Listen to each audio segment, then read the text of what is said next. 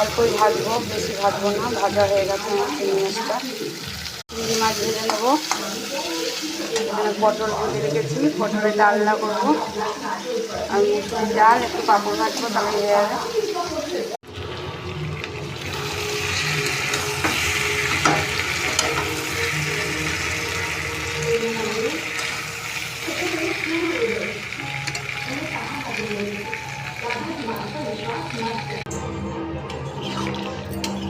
বন্ধুরা, হয়ে গেছে আমার পটল চিংড়ি।